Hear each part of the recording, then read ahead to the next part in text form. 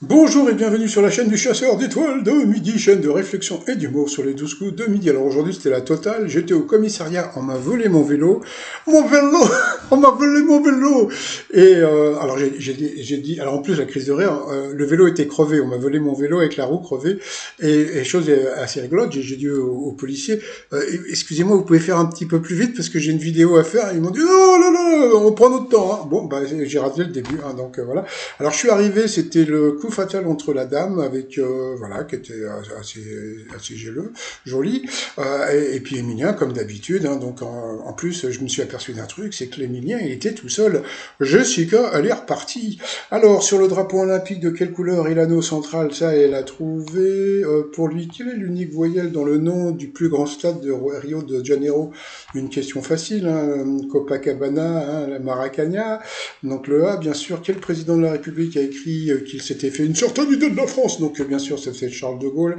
Voilà. Ensuite, comment appelle-t-on les chevaux d'Amérique vivant à l'état sauvage, les Mustangs? Hein. Au tennis, quel assistant de l'arbitre s'assure que la balle retombe bien à l'intérieur du court? Hein, donc ce sont les assises courts.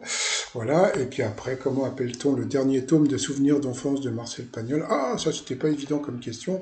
Sans redoubler, combien d'années scolaires un élève passe-t-il au lycée en filière générale?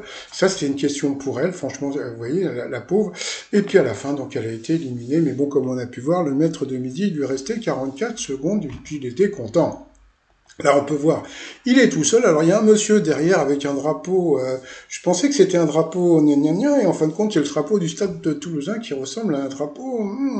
Bon, bah, Jean-Luc Reichmann a offert des places de théâtre ou un dîner aux chandelles pour la candidate. Allez, pour le coup de maître, quel outil de jardinage roule-t-on dans l'expression qui signifie s'embrasser? Donc, bien sûr, on roule un patin. Ensuite, la question de Martin. Combien de pattes possède un cloporte? Eh bien, il a dit 14, et ben c'était 14. Bon bah voilà, hein, moi j'ai rien à dire hein, sur Emilien encore.